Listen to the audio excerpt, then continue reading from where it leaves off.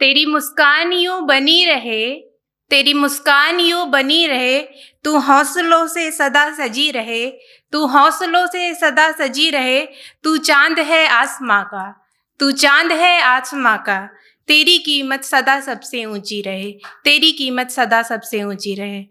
नमस्कार। ये शायरी मैंने अपनी माँ के लिए लिखी थी, तो बहुत दिल से इसको प्रस्तुत करना चाहती थी। आगे मैं अपनी कविता जो है सुनाऊंगी।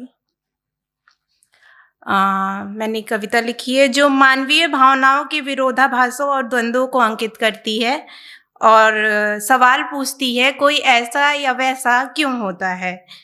हम सबके जीवन जीने के अपने तरीके हैं और सब कहीं पे किसी की कोई भावना स्वीकार्य है तो कहीं पे अस्वीकार्य है। तो आगे मैं प्रस्तुत करना चाहूँगी कविता। किसी का मन फूलों से कोमल, किसी का मन फूलों से कोमल, तो किसी का पत्थर क्यों होता है। किसी का मन फूलों से कोमल तो किसी का पत्थर क्यों होता है। किसी को पसंद आईना, किसी को पसंद आईना, तो कोई पर्दा क्यों रखता है, तो कोई पर्दा क्यों रखता है। किसी को पसंद रंग सारे, किसी को पसंद रंग सारे, तो कोई बेरंग सा क्यों होता है, तो कोई बेरंग सा क्यों होता है। कहीं पे हो फूलों का बाग, कहीं पे हो फूलों का बाग, कहीं पे फूलों का मुरझाना कैसा होता है, कहीं पे फूलों का मुरझाना कैसा होता है। किसी के लिए वक्त आज़ाद, किसी के लिए वक्त आज़ाद, तो किसी के लिए कैद सा क्यों होता है।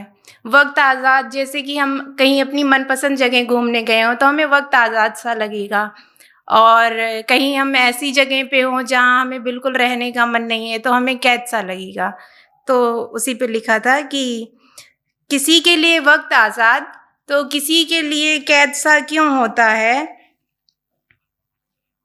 किसी के लिए एक लम्हा सदियों सा, किसी के लिए एक लम्हा सदियों सा, तो सदियों का एक लम्हे में सिमटना कैसा होता है, तो सदियों का एक लम्हे में सिमटना कैसा होता है।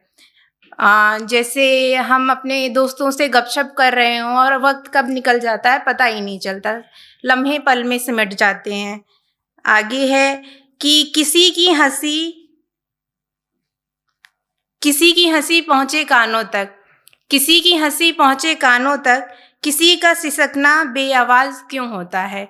किसी का सॉरी, मुझे बहुत ज़्यादा नर्वसनेस हो रही है। किसी की हंसी पहुँचे कानों तक, किसी की हंसी पहुँचे कानों तक, तो किसी का सिसकना बेआवाज़ क्यों होता है। रंगों की इस दुनिया में रंग तो मिल जाते हैं, रंगों की इस दुनिया में रंग तो मिल जाते हैं। हर किसी में कोई ना कोई खासियत होती है तो हमें बहुत सारे रंग मिल जाते हैं। सब में एक रंग का होना कैसा होता है, सब में एक रंग का होना कैसा। सोचिए अगर हम जाति धर्म के नाम पे लड़ाई ना करें, सब में एक को ही देखें, तो उस रंग को सोचिए कितना सुंदर रंग होगा। तो उसी पे लिखा था कि सब में एक रंग का होना कैसा होता है। ना जाने क्यों कोई ऐसा या वैसा होता है, ना जाने क्यों कोई ऐसा या वैसा होता है। ये सर पर नशा, यहाँ सर पर नशा से तात्पर्य है कि जुनून। किसी के सर पे जुनून सवार हो जाता तो सही और गलत में फ़र्क भूल जाते हैं। तो ये सर पे नशा और ये दिल पेश करना कैसा होता है, ये सर पर नशा ये दिल पेश करना कैसा होता है। ना जाने क्यों कोई ऐसा या वैसा होता है। तो कभी कभी हमें ये सब ध्यान रखते हुए औरों को समझना भी ज़रूरी होता है। ठीक, धन्यवाद।